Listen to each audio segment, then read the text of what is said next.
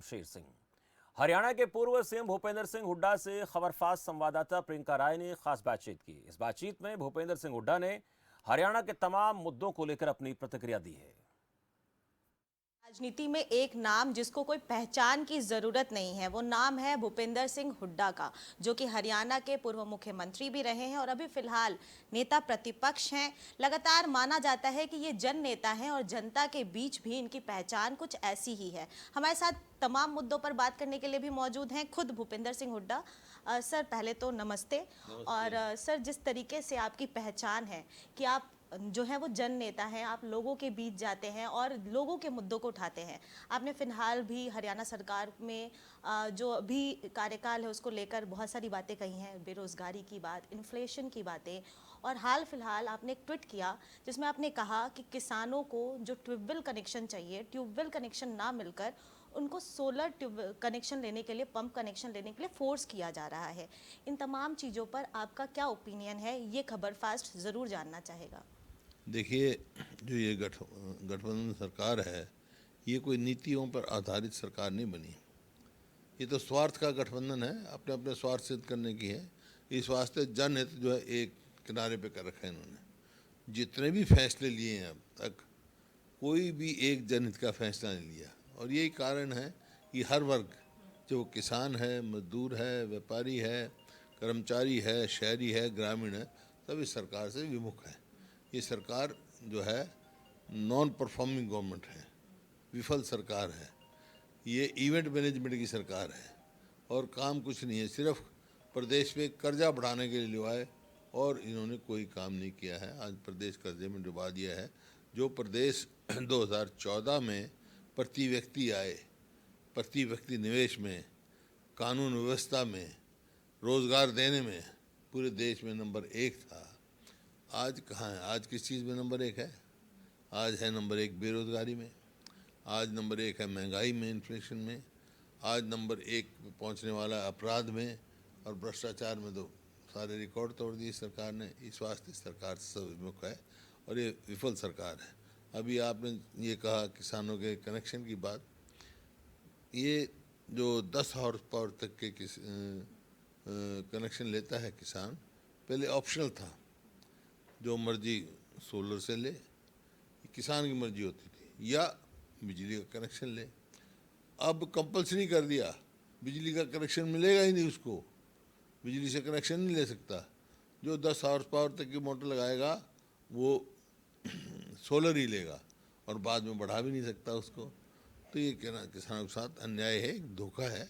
अब ये सोलर का जो सर्दियों में तो काम नहीं करता, और जहाँ पे पानी जल स्तर बहुत नीचा है वहाँ पे भी काम नहीं करता। किसान को परेशानी में डालने की बात है, उसकी भी लागत भी लगेगी और काम भी नहीं बनेगा उसका। सर, आपने बात कही गठबंधन की कि जो ये गठबंधन है ये स्वार्थ से है।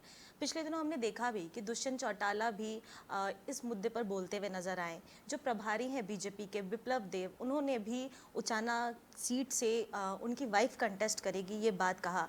दोनों जो बात करें बीजेपी और जेजेपी की, वो आमने सामने भी नजर आए, लेकिन मुख्यमंत्री को हस्तक्षेप करना पड़ा और उन्होंने कहा कि गठबंधन जारी रहेगा। क्या लगता है आपको कि क्या गठबंधन चल पाएगा? सामने चुनावों के पहले इसमें बदलाव देखने को मिलेगा? क्योंकि स्वार्थ का गठबंधन, जिस तरीके से आपने कहा, ये लंबे समय तक नहीं टिकता है। ये मैंने कहा ना, ये गठबंधन स्वार्थ सिद्ध करने के लिए है। तो इस वास्ते गठबंधन की सरकार तो बनी हुई है, लेकिन सरकार चलती नज़र नहीं आ रही कहीं भी। सरकार का काम होता है कि जनहित के काम करना, ख़ास तौर पर जैसे शिक्षा है, स्वास्थ्य है। आज क्या परिस्थिति होगी हरियाणा में? अस्पताल में जाओ तो डॉक्टर नहीं, स्कूल में जाओ तो मास्टर नहीं, दफ्तर में जाओ तो कर्मचारी नहीं। ये परिस्थिति इन्होंने कर दी। तो इससे स्वार्थ है इनका जो है जनहित का कोई फैसला नहीं लिया। ये तो अपने स्वार्थ की है, बैठे हैं, जितना इनका स्वार्थ से दोहरा बैठेंगे और स्वार्थ से नहीं होता दिखता तो अपना दूसरी तरफ देखेंगे। सर, एक सवाल ये भी पूछना चाहूँगी। हमने देखा कि पिछले दिनों जब जंतर मंतर पर खिलाड़ी प्रदर्शन कर रहे थे तो आपने उनको सपोर्ट भी किया। फिलहाल चार्जशीट भी दायर कर ली गई है, लेकिन इस पूरे मामले में जो नाबालिग लड़की का मामला था वो हटा दिया गया है।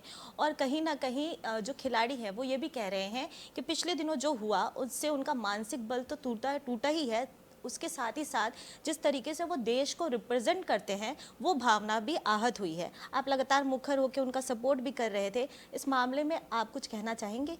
नहीं, आज भी उनका समर्थन करता हूँ। मैं तो शुरू में इसी वास्ते उनका समर्थन दिया था कि उनको न्याय मिलना चाहिए। भाई, जिन खिलाड़ियों को स्टेडियम में होना चाहिए था, भाई एशिया चैंपियनशिप होगी, स्टेडियम में होना चाहिए था, वो क्यों मजबूर हुए जंतर मंतर बैठने के लिए? वो क्यों मजबूर हुए गंगा में अपना मेडल बनाने जा रहे थे? जब मैंने भी अपील की उनको, भाई ये कोई किसी की मेहरबानी से नहीं मिले उनको मेडल, उनके मेहनत से मिले हैं। तो ये सरकार को न्याय दिलवाना चाहिए उनको। मैं समझता हूँ जो अब तक जो कदम रहे हैं वो मतलब नीयत से न्याय दिलाने के नहीं। सर, जिस तरीके से हमने देखा कि बीजेपी जो है वो लगातार 9 साल पूरे होने के उपलक्ष्य में देश भर में कार्यक्रम कर रही है। हरियाणा में भी तमाम जो सांसद है वो अपने अपने क्षेत्र में जा रहे हैं, लोगों से संवाद स्थापित कर रहे हैं। इसी क्रम में कांग्रेस भी लगातार लोगों के बीच पहुंच रही है और आज से नहीं, आप कई सालों से काफ़ी एक्टिवली लोगों के बीच जाते हैं, इसीलिए शायद आपकी पहचान भी जन नेता के रूप में है। तो आगामी 2024 के चुनावों को लेकर क्या रणनीति रहेगी? हमने देखा अभी कि पिछले दिनों आप लोगों ने कुछ चीज़ें अनाउंस किया, 6 ऐसी चीज़ें हैं जो जनता को आप देंगे। तो ये तमाम चीज़ों के साथ ही साथ जनता को क्या आश्वासन देना चाहेंगे? नहीं, जनता का तो अब मैनिफेस्टो तैयार करेंगे। जो मुख्य तौर पे बात कही है, जैसे ओल्ड पेंशन स्कीम लागू करेंगे, ओल्ड एज पेंशन जो है 6,000 की करेंगे, किसानों को कर्जा माफ़ी से लेकर कर्ज मुक्ति तक लेके जाएंगे। तो जो 100 गज के हमने प्लॉट दिए थे गरीब आदमियों को देने के, किए थे शेड्यूल कास्ट को, बैकवर्ड क्लासेस को, इन्होंने बंद कर दी। 100 गज के प्लॉट फिर देंगे, उसमें उनको मकान बनाने का भी प्रावधान करेंगे, छोटे कमरे बनाने का, वहाँ जो 2 कमरे का मकान बने, जो गरीब आदमी की छत कम से कम ऊपर हो। इसी प्रकार से जो गरीब बच्चों का शेड्यूल कास्ट का जो वजीफ़ा था, एक कलम से जो इतना किया था हमने, वो जो है फिर से चालू करेंगे ताकि उनको समय पे मिले। इस प्रकार से हैं। बाकी हम मैनिफेस्टो जारी करेंगे जब सारी और बातें आ जाएंगी। सर, एक आखिरी सवाल, आम आदमी पार्टी के तमाम बड़े नेता, चाहे बात करें हम पंजाब के मुख्यमंत्री भगवंत मान की, चाहे दिल्ली के मुखिया अरविंद केजरीवाल की, हरियाणा पहुंच रहे हैं और ये कह रहे हैं कि 2024 में बिना किसी गठबंधन के वो सरकार बनाएंगे।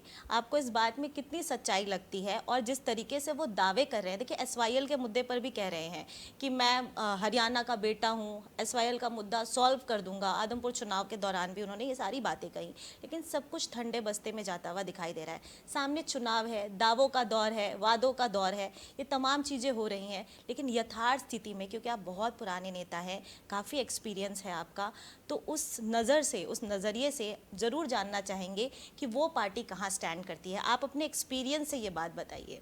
देख रहे हैं, आप कह रहे हो केजरीवाल जी कह रहे हैं पंजाब में मुख्यमंत्री किस पार्टी का है? आम आदमी पार्टी। फिर पंजाब कौन हमारा हिस्से पानी रोक रहा है? दे दें हरियाणा को, मैं स्वागत करूँगा उनको। जो हमारा हिस्सा बनता है, जो नहर प्रकाश सिंह बादल जी ने हटवा दी, वो दें काम है, सुप्रीम कोर्ट से फैसला हुआ है। हम कोई किसी का हक थोड़ा ही मांग रहे हैं, हम किसी का हक नहीं मांग रहे हैं, हम अपना हक मांग रहे हैं और अपना हक लेके रहेंगे, इसमें कोई दो राय नहीं। बाकी प्रत्यक्ष को प्रमाण की जरूरत नहीं हुआ करती। क्या आम आदमी पार्टी का क्या स्थान है? अभी आदमपुर बाई इलेक्शन हुआ था, कितनी वोट आई थी, इन्होंने किया था, केजरीवाल जी भी गए थे, कहने मेरा गृह जिला है, सब गए थे, तो कितनी वोट आई थी आपके सामने है। प्रत्यक्ष और प्रमाण की जरूरत नहीं है। सर, एक आखिरी सवाल, जिस तरीके से हमने देखा कि तमाम दावे हो रहे हैं, बीजेपी दावा कर रही है कि 10 की 10 सीटें जो लोकसभा की है वो जीतेंगे और बिना गठबंधन के 90 के 90 सीटों पर भी वो दाव रख रहे हैं अपना। कांग्रेस, क्योंकि आप नेता प्रतिपक्ष भी हैं और जिस तरीके से कांग्रेस की पृष्ठभूमि भी है, उस हिसाब से आपको क्या लगता है कि हरियाणा में कांग्रेस कौन सा मैजिक कर पाएगी? नहीं, कांग्रेस स्वीप करेगी, मैं कह चुका हूँ, लोग मन बता चुके हैं। ऐसे धन्यवाद।